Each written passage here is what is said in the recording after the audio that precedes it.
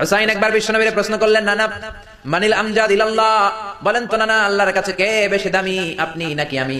বিশ্বনবী বললেন, হুসাইন আনাল আমজাদ, আমি বেশি দামি। হুসাইন বলল, নানা জি আমি মানি না, আনা লা ওয়াফিক, আমি মানি না নানা। কেমন করে আপনি আমার চাইতে বেশি দামি হন? আপনার চাইতে আমি বেশি দামি। বিশ্বনবী বললেন, হুসাইন আমি হলাম নবীদের নবী, আখির নবী, বিশ্ব নবী, আর তুমি হলা আমার উম্মত, তোমার চাইতে আমি বেশি দামি। হুসাইন বলে, নানা জি আপনি ভুল বললেন, আপনার চাইতে আমি হুসাইন বেশি দামি। সুবহানাল্লাহ বলবেন না?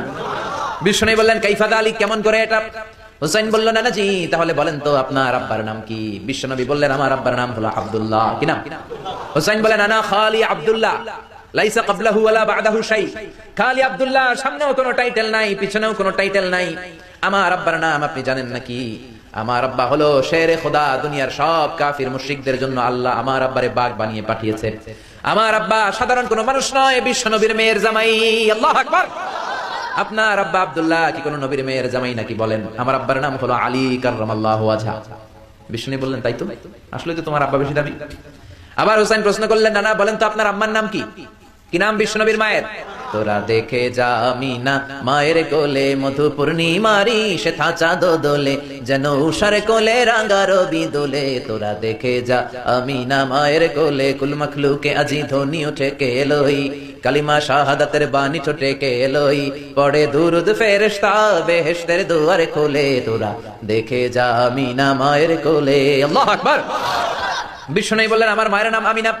হুসাইন বলল, নানা জি আপনার মায়ের নাম যদি আমিনা হয়, জেনে রাখেন আমার মায়ের নাম হলো ফাতিমা, সাইয়্যিদাতুন নিসাই আহলিল জান্নাহ।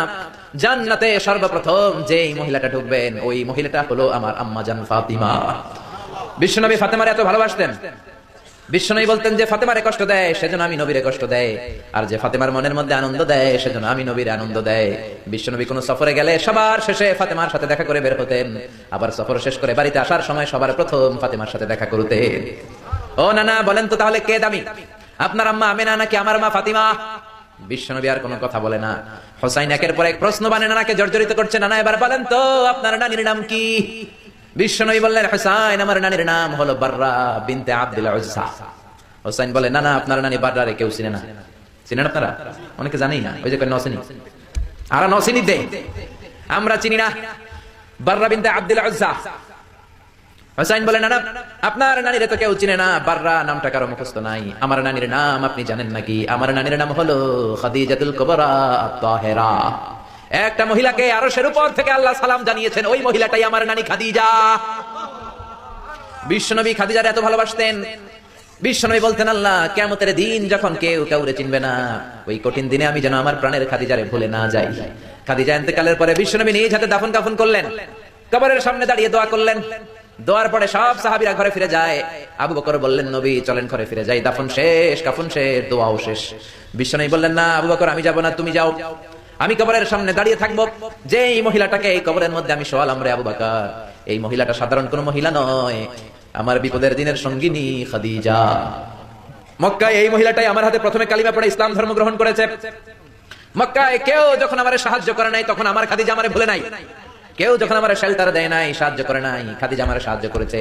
মক্কার লোকেরা 3 বছর শিয়াবে আবি তালেবে আমার জেলের মধ্যে রেখেছিল। আমার কলিজার টুকরা বিবি খাদিজা ওই জেলখানার ভিতরে আমার সাথে ছিল। আবু বকর তোমার মনে চাই তুমি ঘরে ফিরে যাও, আমি এখানে দাঁড়িয়ে থাকবো। আমি দাঁড়িয়ে দাঁড়িয়ে খাদিজার কবরের 3টা প্রশ্নের জবাব আমি বিশ্বনবী নিজে দিয়ে তারপরে ঘরে ফিরে যাবো রে আবু বকর। সাইয়েদনা জিবরাইল এসে বললেন, ইয়া রাসূলুল্লাহ, ইয়া হাবিবাল্লাহ, দাঁড়িয়ে থাকার দরকার নাই, আপনি ঘরে ফিরে যান। আল্লাহ বলেছে খাদিজার কবরের 3টা প্রশ্নের জবাব আরশের উপর থেকে আল্লাহ নিজেই দিয়ে দিবে।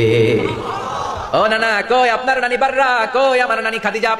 বিশ্বনবী কোনো কথা বলেন না। হুসাইন আবার প্রশ্ন করলেন, নানা বলেন তো আপনার নানার নাম কি? বিশ্বনবী বললেন, আমার নানার নাম হলো ওয়াহাব ইবনে আব্দে মানাফ।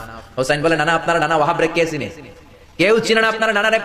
আর আমার নানারে চিনে না এমন কোন মানুষ পৃথিবীতে নাই, ঠিক না? আমার নানার উপরে দুরূদ পড়ে না এমন কোন মানুষ পৃথিবীতে নাই। আমার নানার প্রশংসায় পঞ্চমুখ নয় এমন কোন মানুষ পৃথিবীতে নাই। আমার নানারে মাছে চিনে, গাছে চিনে, জিনেরা চিনে, ফেরেশতারা চিনে, পাখিরাও চিনে, ঠিক কিনা? আমার নানা হাউজে কাউসারের মালিক, আমার নানা শাফাতের মালিক। আমার নানা শুধু মানুষের নবী নয়, জিনদের নবী নয়, ফেরেশতাদের নবী নয়, আমার নানা সব নবীদের নবী, ঠিক কিনা?